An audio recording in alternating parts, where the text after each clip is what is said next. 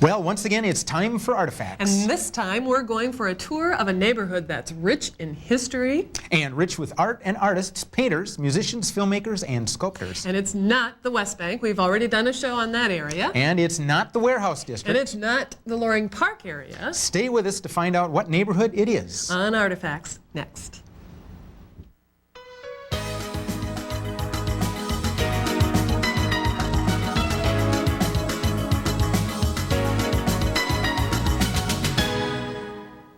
And the neighborhood is Northeast Minneapolis. Hello, I'm Phill Lindsay from the MCDA. And I'm Zahn with the Office of Film, Video, and Recording for the city. And this is Artifacts for the beautiful month of May. Phill starts out our exploration of the blossoming Northeast Cultural District by interviewing two artists, David Felker and Douglas Padilla, who will give you the scoop on the upcoming Art-a-Whirl. You'll want to know about this. Then Janet talks with a gentleman whose art is making sausage, Orest Kramarczuk. Mr. Kramarczuk's Sausage Company has served as a movie location, one of many in Northeast, and you'll find out what it was like to have the Mighty Ducks and company in his store. Phill then returns with Andrew Leicester, who has a studio in Northeast, and Jennifer Young.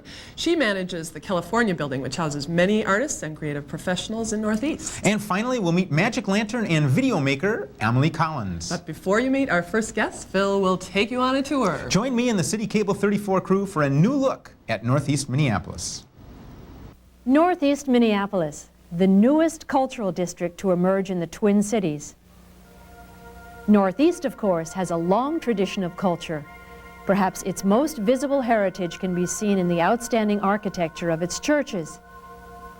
St. Mary's Russian Orthodox Greek Catholic Church. Built in 1889, an affiliated seminary made Minneapolis the educational center of North America for the Russian Orthodox Church. Tsar Nicholas II of Russia donated about $1,000 toward construction.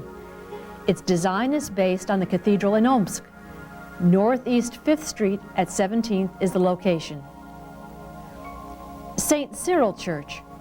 The Slovak Catholic community organized this church in 1888. It's located at 1315 Northeast 2nd Street. Church of St. John the Baptist, Byzantine Rite. It was completely redecorated in 1963 in classical Byzantine style by artist George Hordinsky. 2215 Northeast 3rd Street is the address. St. Charles Borromeo. Established in 1938, it outgrew its original home and built a new structure in 1957. It's on St. Anthony Boulevard. Our Lady of Lourdes, an old East Side church close on the Falls of St. Anthony, was established by the first Universalists in 1854 and sold to the Catholics in 1877. The steeple was added in 1882. It is the oldest church still in use in Minneapolis. You can find it on Lourdes Place, up behind Nye's. These institutions and other community resources, such as East Side Neighborhood Service, have hosted cultural events for many years. Aesthetic dancing and arts and crafts classes were offered as early as 1915 at Northeast Neighborhood House. Chorus, piano, dramatics, Little Theater and Story Hour were offered at the old Margaret Barry House, which closed in 1973. The Loyal Order of Moose, Minneapolis chapter number 38, for years had an acclaimed clown club that traveled the state, cheering the sick and the healthy at hospitals and other locations. The Polonii Club wrote and published books, notably songbooks, to maintain and spread Polish culture. The club also provided scholarships to the Minnesota Symphony. The Minneapolis Arts Commission, as part of its Minority, Ethnic, and Neighborhood New Presenters program, has funded over a dozen activities in the area since 1985. Projects have been initiated by Northeast groups such as the Minnesota Scottish Celtic Dance Association, the Latvian Association of Minnesota, the Northeast YMCA, the Khmer Studies Institute of Minnesota, the Beltrami Park Boosters, and the Webster Open School and Family Organization. Recently, the Logan Park area, a community that calls itself the Garden Neighborhood, has seen an upsurge in artistic activity. from plays in the park to a holiday lights competition. Concerts there were a tradition through the 1960s. The old Ritz, which soon may be demolished, on 13th Avenue Northeast in the Sheridan neighborhood, was home to the Cricket Theater in the 1970s. Just 100 years ago, 13th was the beginning of the prairies, according to an old Sun newspaper's history of Northeast. Last year, the 20-year-old ethnic dance theater moved into space at the Latvian Hall on Central Avenue. The Latvian Hall, until 1970, was the old Sons of Norway Lodge Hall. A block away, the Ukrainian gift shop has been in business nearly 50 years. Last month, for the second year in a row, the White House displayed an Easter egg decorated by the store's co-owner, Luba Perkishin. Across the street, B-sharp music has been a draw for musicians for decades. One of the Arts Commission's most viewable neighborhood gateway projects is artist Susan Feeney's 1993 work, seen here on the four corners of the Central Broadway intersection. Feeney conducted in-depth interviews with scores of Northeast residents, bringing traditional ethnic designs to the colorful installation. What started slowly at the end of the 1980s, with a few artists and creative design professionals moving out of the Minneapolis warehouse district and across the Mississippi, establishing galleries and working spaces, such as Anarch Studio, Fiore Garden Shop, and the hard-edged Ground Zero nightclub, and also finding homes, has developed into a burgeoning cultural mecca. Buildings in Northeast with a significant number of working artists in their tenant mix include the California Building, Grainbelt, the reclaimed Margaret Barry House, Quincy Street, and the C.W. Olson Studio, and Thorpe. The galleries of Northeast include Icebox, International, Mighty Fine, No Name, and The Space. This month, with the help of City Council member Walter Dietzick, other city offices, and certain cooperative foundations, Northeast artists will host the first Art-a-Whirl, a 3-day open house with 150 artists and 18 locations highlighting the art, the galleries, and cultural activities in the community. Blending the traditional with cutting-edge art, Northeast Minneapolis is attracting attention as the city's newest cultural district. Well, that was a look at Northeast Minneapolis, which truly is a burgeoning art scene. And to help us understand a little bit more about Northeast Minneapolis, our two colleagues, they're both artists. David Felker is an artist and the proprietor of the International Gallery up on Central Avenue. Yeah. And truly an old friend, Douglas Padilla. It's very nice to have you on the show, Douglas. Yeah. Great. You're both artists, and you're both involved in a new project called Art-a-Whirl. And I wonder if you could just talk a little bit about what Art-a-Whirl is. Well, actually, it evolved out of the understanding and the discovery that so many artists had moved from the demolished warehouse district downtown into the Northeast. It seems as that's where they really went to. There's a tremendous amount of facilities available to them, old warehouses, industrial district, and so forth. And we actually came across the fact that there were so many there that it just seemed, gee whiz, we got to see if we can make contact with these people, see if they might be interested in maybe putting together a tour. And that's exactly how it evolved out of that. It's amazing the magnitude of how many artists are working there. When you told me at one point, David, that for this upcoming Art-a-Whirl art crawl, there are 150 artists. There are one way or another. 150 artists, participating artists, but there are probably close to 300 artists working in the Northeast area. That's amazing. I think one of the things that we've set up is that there's 150 that have come forward prior. Mm-hmm. There will be probably another 100 that simply open their doors that day. Yeah. Well, let's not forget, when is this? This is coming up this month in May. It's May 17th, 18th, and 19th. Right. So unlike some other crawls, which are sort of a one-night thing where you come in and you kind of wander through a district, this is a 3-day deal. Can you describe that a little bit? I mean, what actually are people going to do on this Well, weekend? what happens is it actually begins on Friday evening. From the studios will be open for like from 5 until 9 for people to tour. But beginning at noon on Saturday through 8 o'clock, tour buses will be traveling, moving people throughout the whole Northeast District to 20 specific locations. They're marked on a map that's been published.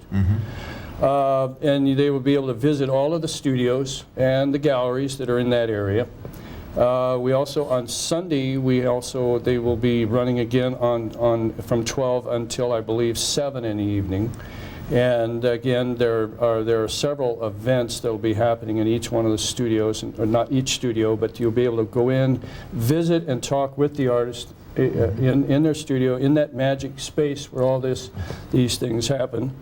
And there will be a Saturday night event at the Polish National Association Hall. There will be several artists performing. There will be blues bands, poetry readings, a wonderful evening on Saturday.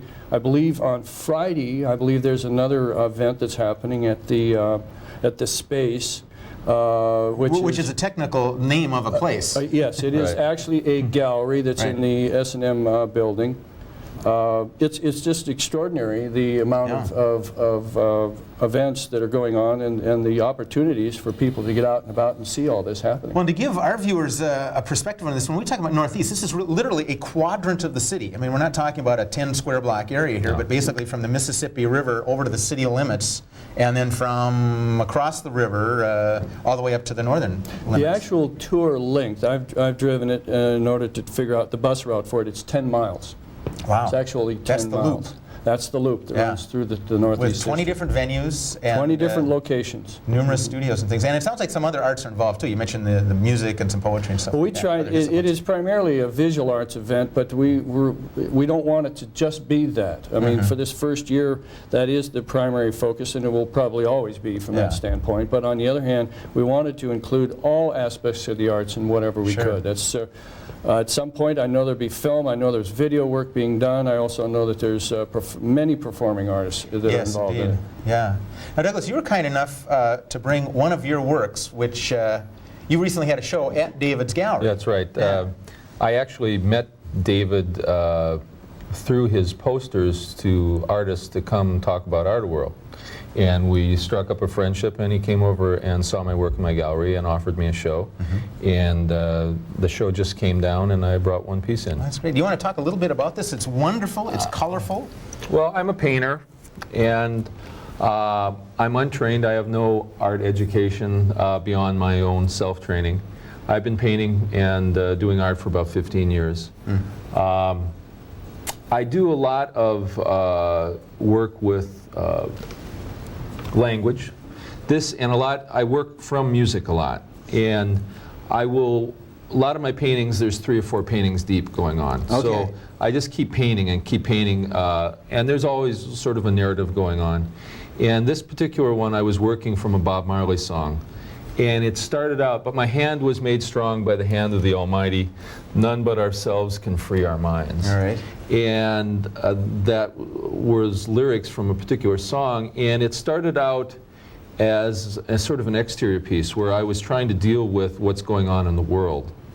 And in the process of just painting what was going on, it became more and more about what was going on inside of me. And I would call this a process painting in the sense that I was really processing my life, going through things, and freeing myself. Yeah. Freeing myself. So there is, you'll see that there's sort of a ghost-like figure with, I do a lot of, obviously I throw paint, I dab paint, I use the wrong end of the paintbrush, this is you've got latex paint, you've got acrylic paint, you've got spray paint, you've got pencil. I found plywood because I like Yeah, I noticed the texture. surface is actually coming out here as part of the visual. It's broken. I hunt for I like to find wood with soul. Yeah. So it's kind of like the process of soul making. Go through what's going on in my soul. There's a ghost-like figure with a crown, sort of almost like a priest-like headgear, and I was writing lists. I got Coltrane's name here, and I was talking to myself, saying different things, and all of a sudden the fish came and seemed to, rather nasty looking. Yeah, he's approaching your character. Yeah, it over looks there. like he's attacking it, and I don't work conceptually. The conceptualization comes later. So I work from a belly place. Oftentimes I think David here can talk about pieces that I'm doing in a way better than I can. Well, the literary critics would say there is no author. So, Yeah. Here it is. It's just kind of Sure. there. Well, good for you. Thank you for bringing that. Yeah. That'll be a backdrop there. Now, you mentioned something I didn't know. I knew that you're up in the S&M Tire building. That's where Right. your space is. Right. But you also run a business and live in Northeast. Yeah, we moved our business. My wife and I have a soccer sportswear company, Okay. which I designed for, and we moved to Northeast probably the business about 5 years ago. We were originally in a building on Monroe Street. And then we moved to the S&M building, which is in the industrial park over off of Stinson and Hennepin, approximately 3 years ago, at which time we also moved to, we decided to live in Northeast, which has been wonderful because I can walk to work. I don't have to go on any freeways. So you live that close to your I live your about space? a mile and a half. Okay. Yeah. So sometimes I will walk to work.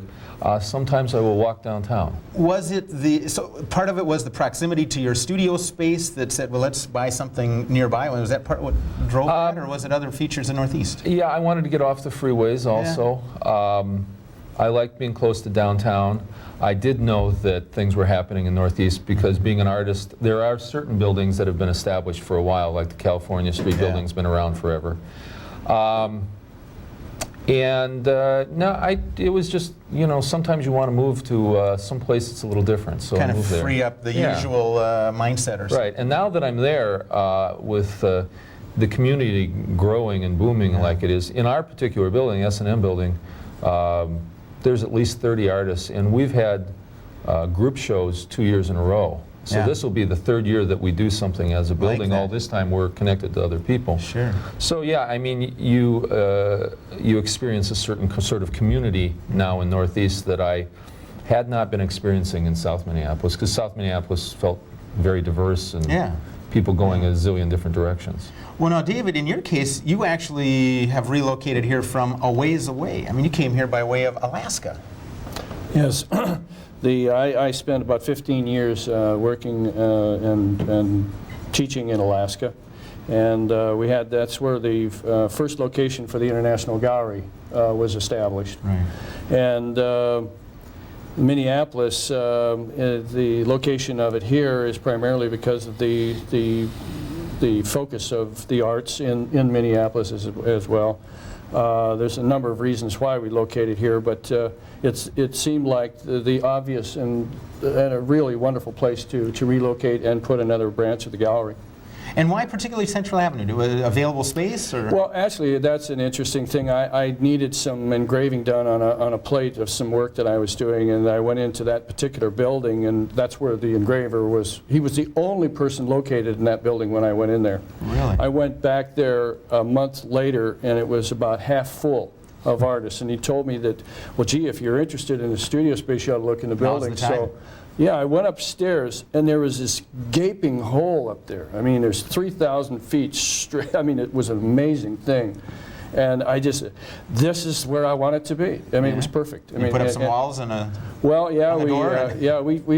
it's quite an interesting space, Yeah. and the way that it works is it's a very versatile space. It can be used for a lot of different venues, particularly Well, gentlemen, for we've got installation. about a moment left, and I want people to be able to get in touch to learn more about Art-a-Whirl. David, there's a number they can call. We'll get this up on the Yes, screen. our Art-a-Whirl hotline is 788-2054. It'll provide information about the events and how to follow up on the bus tour and everything, a lot of the events that are happening throughout the whole 3 days. One last quick question. You going to do it again?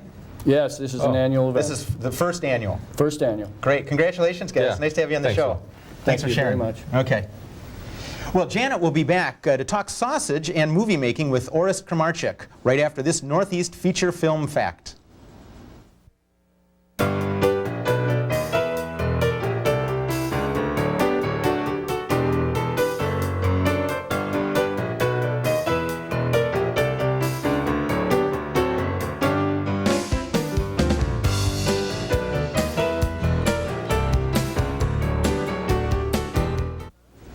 Welcome back, everybody. I'm Janet Zahn, and with me today is Orest Kramarczuk of the famous Kramarczuk Sausage Company in Northeast Minneapolis. Welcome.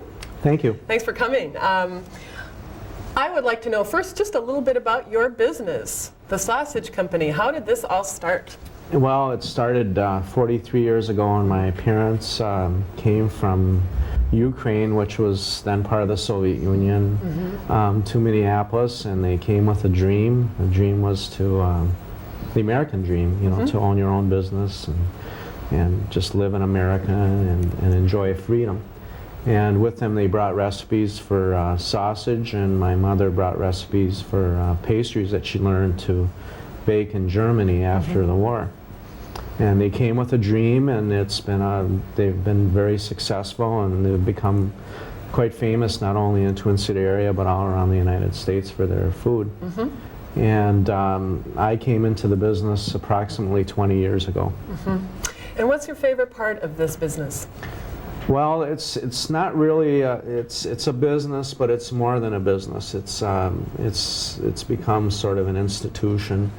One example is a man called me yesterday, and he was in a high-rise and disabled, and he said, speaking in half Polish and half English, I really need to get some blood and tongue head cheese. And I said, well, okay, I'll try to run it over there, you know, if I have some time. And so that's what I like. I like, you know, people being happy with the food that we have and the food that, you know, they can't get anywhere else. And I love doing things like that because, you know, you go into a store today and it's so impersonal, and I really enjoy working with people. And how about working with movie people? You had some filming at your place a few years ago. Mighty Ducks 2 came in, and I want to talk a little bit about that. How did that process start? Well, it started by me looking out my window and seeing a busload of people in black and white, black T-shirts running around with clipboards. And I thought, gee, what's going on? You know, are they going to rehab the buildings across the street or what? And one gentleman walked in and he said, you know, we're interested in making a movie in this area, and we'd like to use your store. And I thought, gee, you know, it'd be very interesting not only to see how a movie is made, but be part of a movie.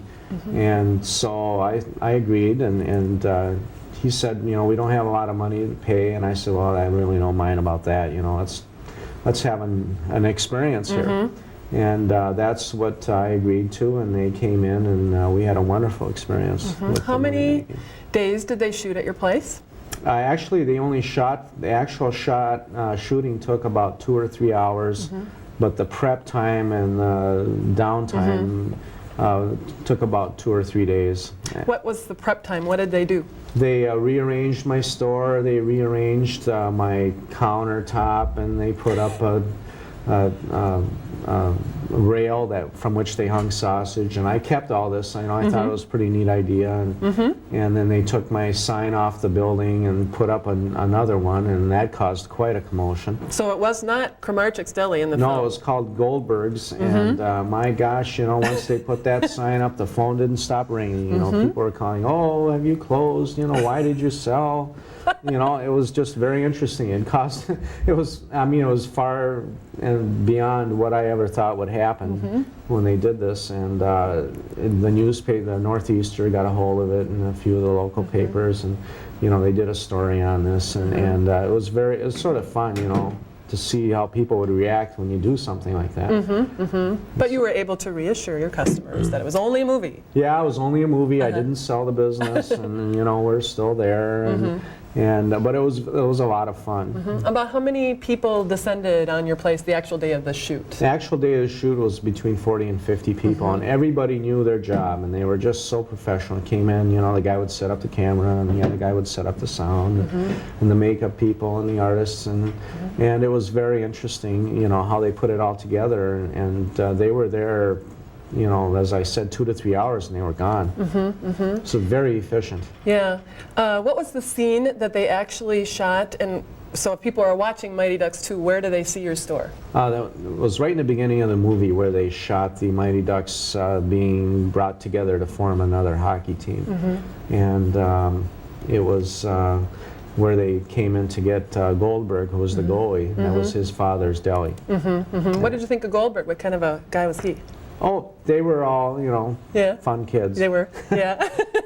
Characters? Characters, oh yeah, very much so. Yeah. And they did they shot them, trying to make fun of him through the window, and then they shot him in the store itself, and it was a lot of fun. They did something with your exterior Kramarczuk signs. When they took off the Goldbergs, they repainted your signs? Well, see, the movie company was pretty good. Yeah. They didn't pay us a lot of money to do the movie there, but they did a lot of cosmetic work to the building, and when the sign came off that they put up, it ruined the sign I had up there originally. So they offered to pay for a new sign, and I liked the colors they chose. My sign was white and red, and they chose a burgundy and gold and black sign, and I thought it was just outstanding, and we repainted our sign that color, and it's a beautiful sign, and I was very, it's one of the things that I got from the movie is, they got their artistic talents. The art directors. Not only rearrange my store, but create a sign for which people are there's a lady in an apartment building across the street that told one of my employees the reason why she moved there is because the sign is so beautiful and she can look out her building. So you actually kept the way that they rearranged the interior of your store? You kept some of those elements? Yeah, I kept some of those elements because I thought they were really good. So tell me, generally, then you had a good experience with all this? Yeah, I had a good experience, and it was very interesting to watch them make a movie. It's not as fast-paced as it seems when you're watching the movie. It takes hours and a lot of work, and it was sort of an educational process in itself. Would you do it again? Oh yeah, I'd do it again. That was a lot of fun. Yeah. Well, Northeast itself, as the neighborhood, that neighborhood in particular where you are, has been really popular for filmmakers. There's something very attractive to the setting that they like. Many movies have been shot up there. Well, I think Northeast has a unique personality that nowhere else in the city do you find it. It's number one, it's located on a river, so it's aesthetically beautiful. Number two, you have a lot of history there. A lot of the old buildings still exist, and the ones that have been built have been, have not really detracted from the beauty of the area. And I think the people that live in Northeast are interesting too. So. Yeah.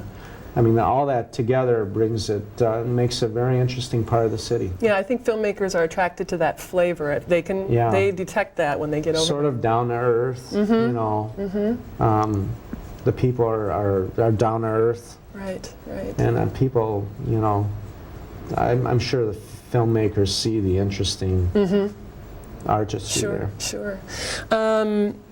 What did you think when you saw the film? How did it make you feel to see your business on the big screen? Well, I was there on opening night, Yeah. and it was a lot of fun. to see Yeah, that. yeah.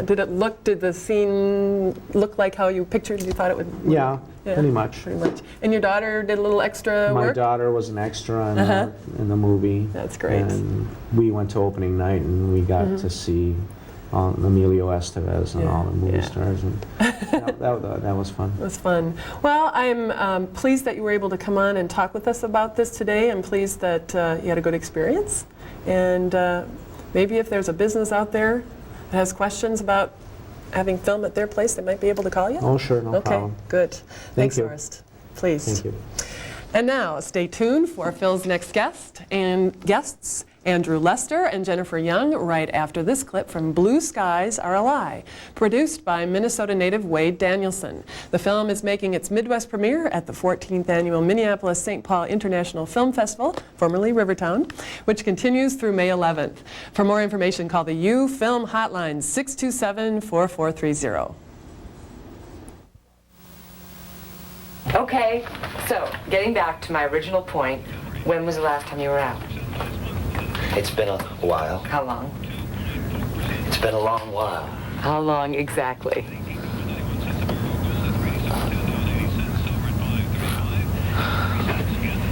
May 19, 1987.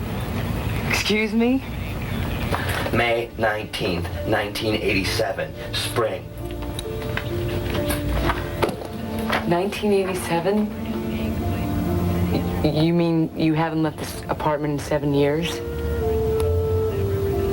The whole time I've been delivering mail to you?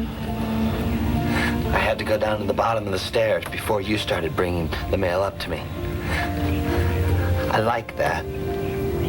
The letter carrier before me didn't bring it up? No, I used to hate the mail that I would get. He used to just throw it on the landing, and I had to go down to get it. He wasn't required to do that, Joe. I know that, Robin. But I like that you do. 7 years. I can't even stay in my apartment for 7 hours, let alone 7 years. I'm not even comfortable in my own home. I didn't say I was comfortable. Well, that was a clip from a piece that will be shown at what's now called the Minneapolis-St. Paul International Film Festival. I think it's the 14th annual, and formerly known as the Rivertown Film Festival. So by all means, if you get a chance, go over and catch some of those shows. Well, my next two guests are quite involved in the arts, again, in Northeast Minneapolis. Andrew Leicester is a working artist, known as a public artist, and we'll talk a little bit about his career and some projects he's working on now. And Jennifer Young is one of the owners, or the owner? One of the owners. One of the owners of the California building. Another building up in Northeast that has many, many artists and creative people working in it. So Jennifer, glad to have you on the show. Yes. And Thank Andrew, you. it's nice to see you again. Pleasure. I should mention Andrew is a graduate of both CUE, the Committee on Urban Environment, and the Minneapolis Arts Commission. So civic-minded for all these years. To the roots, yes. To the roots, that's right. So thank you for being on here. And I have to say that until maybe a year or so ago, when I started noticing the trend of how many creative folks were heading up into Northeast, it was counterintuitive. I wouldn't have necessarily said to myself, oh yeah, that's where the artists are happening. Now I was aware of your building because you bought that, what, a few years ago? In 1991.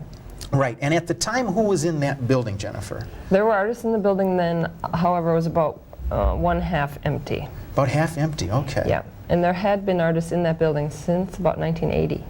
Oh, all right, so some real pioneering So going it was- on up there. Yeah, it's a pioneering building up there. And just so folks have an idea, where is the California building? It's at 22nd and California Street Northeast. Right. And California Street it's actually quite a small street, but it runs parallel with Marshall Street Northeast, which is the river road up there. Yeah, not far from the Mississippi. Right, Yeah. and then we're just a couple of blocks south of Lowry. And when you said half full or half empty back Yeah. then, how many units are you talking about? We've got about 70, 70. Just chock full of artists up there. chock full. And I've got to ask this question, and I don't mean it to be a gratuitous question, but how are artists as tenants? Well, it's been my experience that they are absolutely wonderful population to work with. Yeah.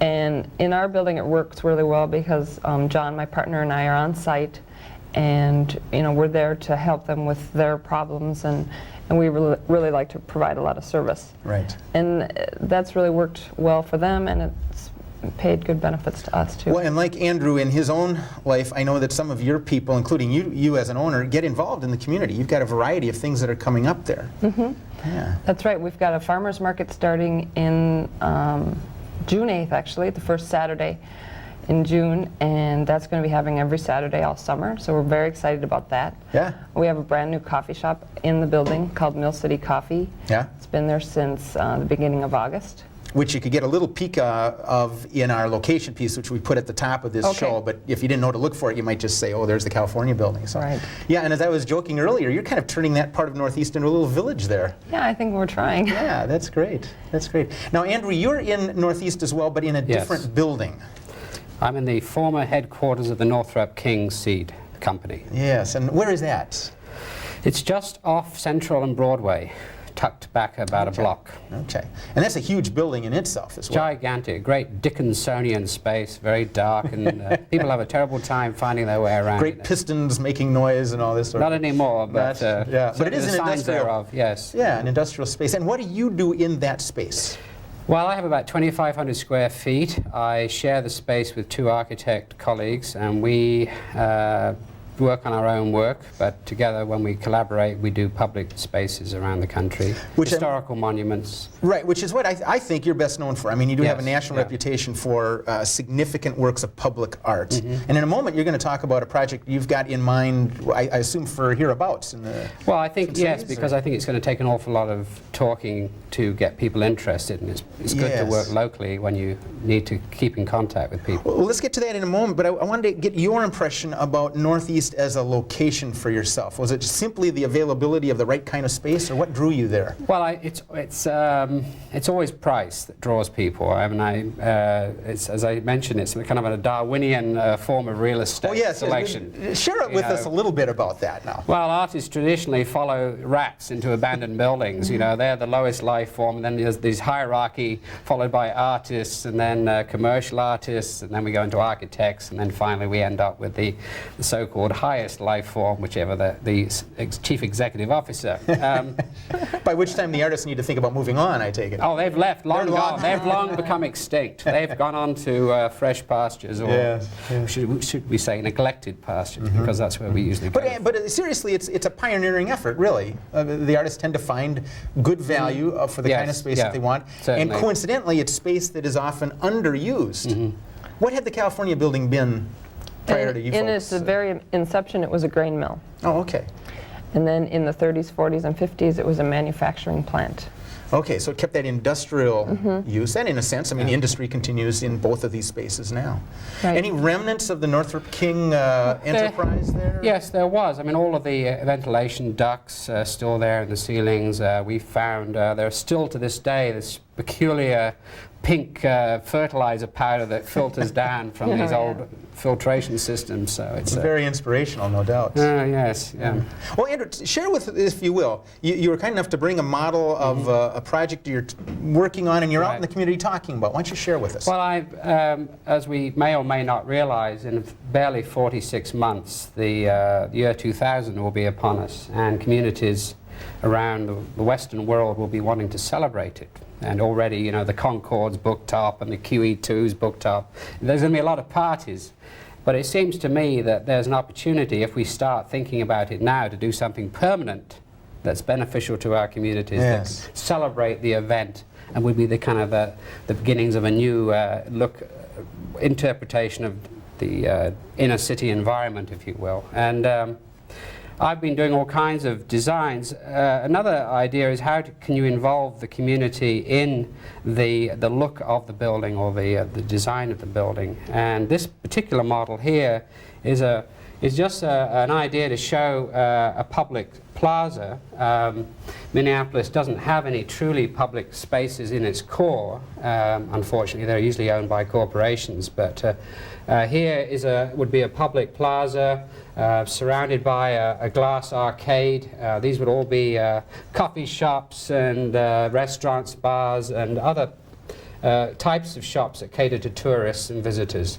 And so this would be a very lively space. This would be a four-season glass arcade, and then in the summer, chairs and tables would migrate from this space, this galleria, out into the plaza, so you could get quite a piazza effect with people sitting outside. And I take it this is the better part of a city block for scale? Well, about a quarter of a city block. Quarter of a block, okay. Now these brick patterns that go around it, this garland of figures, each one represents, it's almost like an abstraction of a person. There are the arms, there's the neck, it's like a sweater, and then the two legs coming down with the door underneath and on either side. So each of these figures represents or is inspired by different textile designs from different cultures that live in the metropolitan area. And so you have, in a sense, then a kind of a symbol of community standing around its public space. Yes, very nice. And the inspiration for the imagery comes from traditional patterns, and you happen to bring a sweater. Yes, that you've gone the next step with here. Well, you know, one could imagine where possibly one of these patterns, this one there, for instance, it could inspire the making of sweatshirts or T-shirts that would then be bought by people. Well, I'm fascinated by the interaction here of a public space with a public piece of architecture incorporating that kind of a design.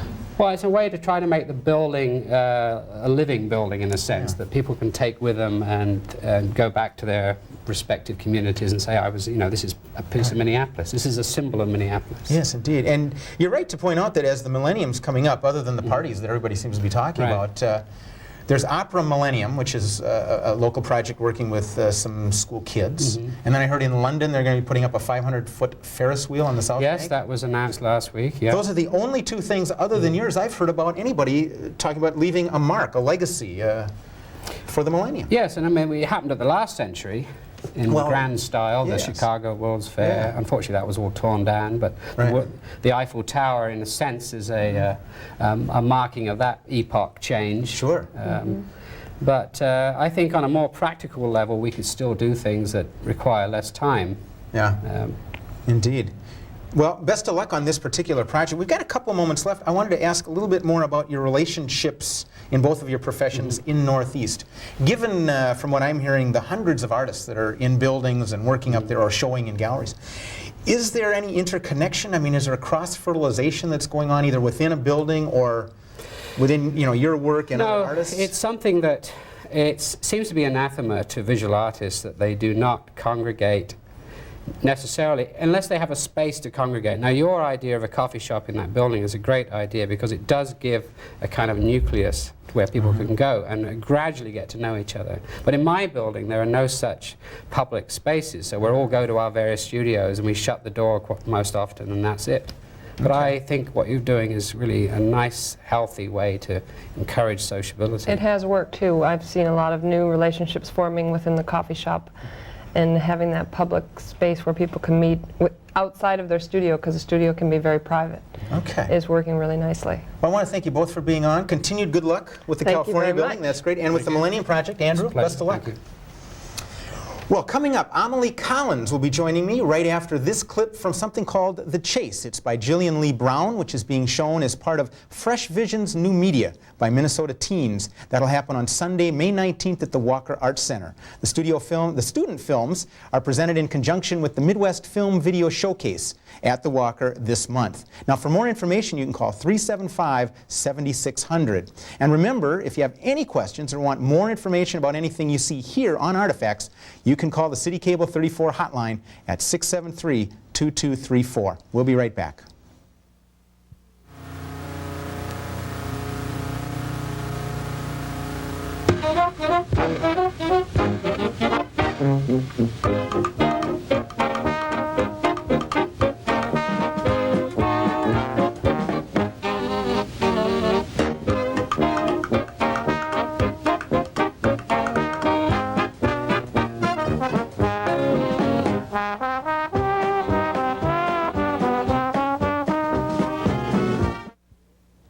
And we're back, and I always urge people, if you get a chance to get over and see some of the work by these young artists, it's well worth it and it's important to them, so head over to the Walker if you can.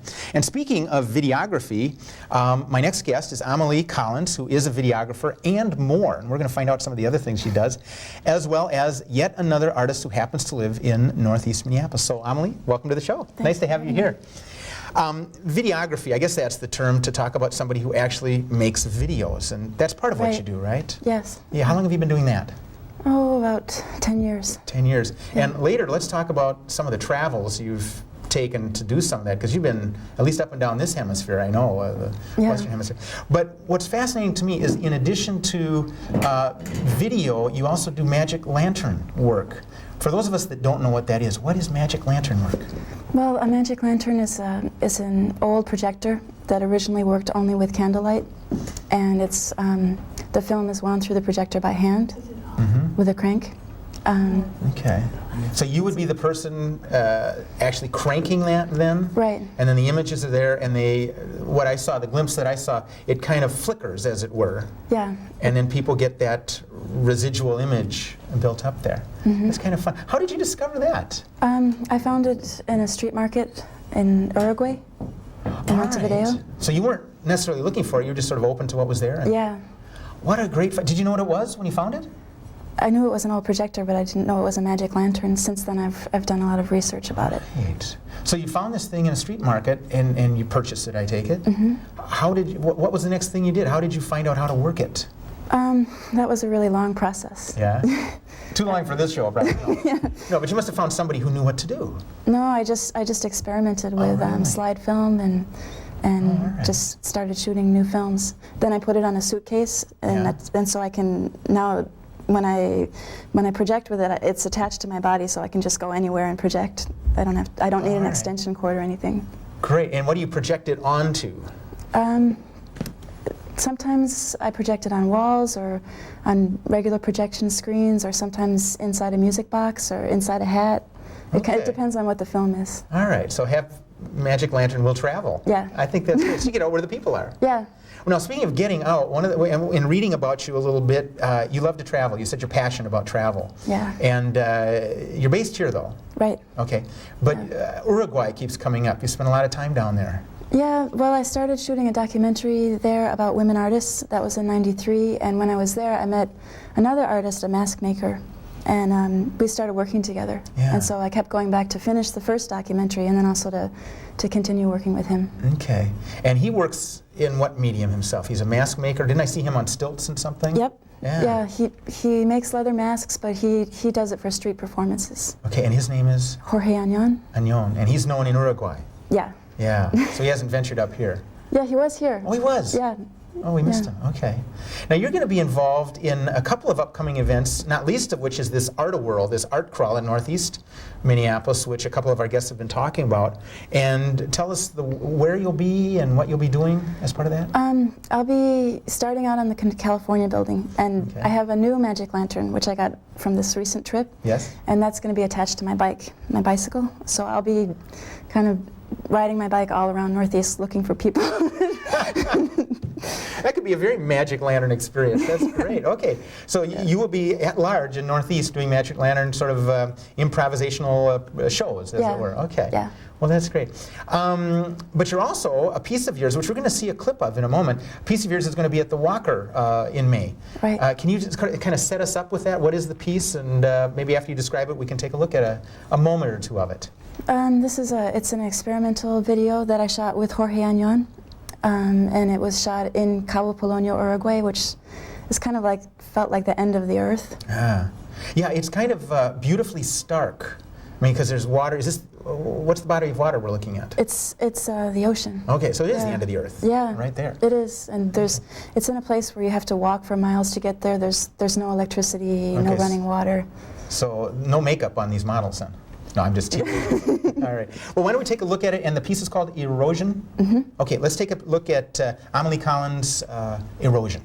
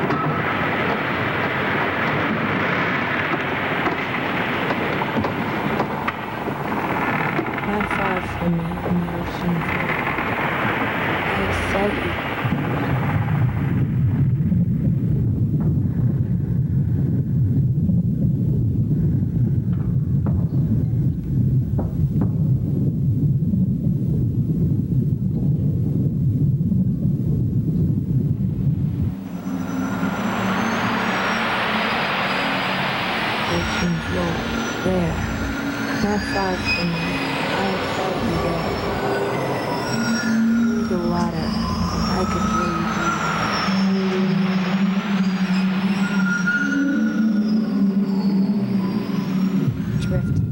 Well, that was a nice piece. I found it really evocative. Is there anything you want to share about that? The why and the how and... I think that's why I travel all the way to Uruguay to work with Jorge, because we can make more emotional pieces. Yeah, there was some emotional tenseness in there. I mean, it's more than simply the love affair that's being talked about. I mean, there's some tension and pulling in there. Yeah, beautiful imagery in there. Thanks. Yeah. Now that's just part of a somewhat longer piece that you've done, and that piece of yours will be part of a showcase at the Walker May 15th. Right, May 15th. Yeah, and you've shown in town before, from what I gather. Yeah. Any big projects in the forthcoming for you here? Well, I finished the documentary about women artists, and now I want to finish a documentary about Jorge.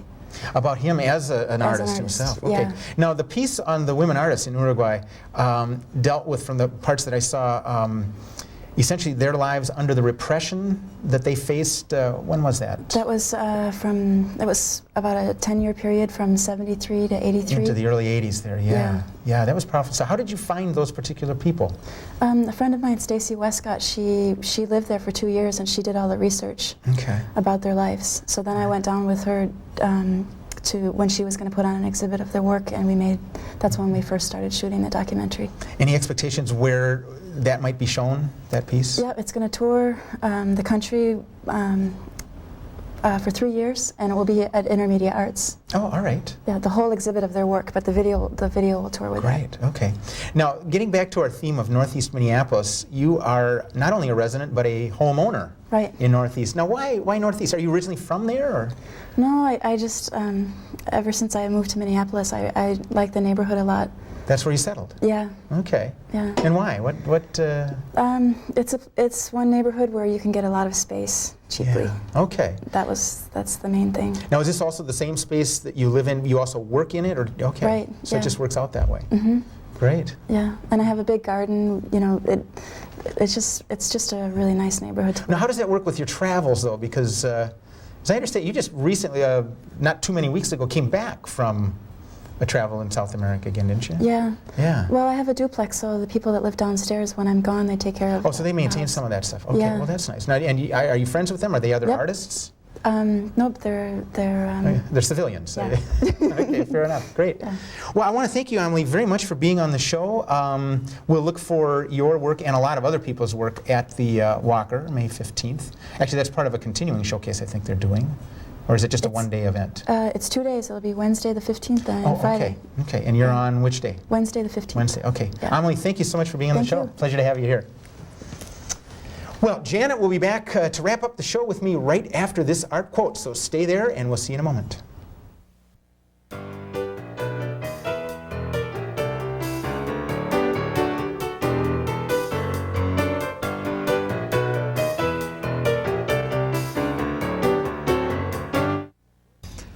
Well, we hope you enjoyed this cursory look at what's going on in Northeast Minneapolis. I know I was surprised at how much is going on up there. Yep, I think it's a great neighborhood and good place for filming. Yep. Boy, there's activity there today, isn't there? And you know, earlier this year we did take a look at the West Bank Theater District. We had our crew out and we took a quick look at that and had a lot of guests on from there. Yep. Later this year we're also going to look at the Loring Park area, which has a lot of art and culture. And also this summer we'll take a look at the Minneapolis Warehouse District, which is still an artsy area. This is a city full of artistic enclaves. Yeah, that's right. It's really exciting. That's right. Yeah, it's growing, I think, as we sit here. Yeah. So we've got a lot of fun stuff like that coming up. And by the way, the voice talent who did the location piece for us, Ellen Petty, she lives in Northeast, as does our wonderful director and executive producer, Edie French.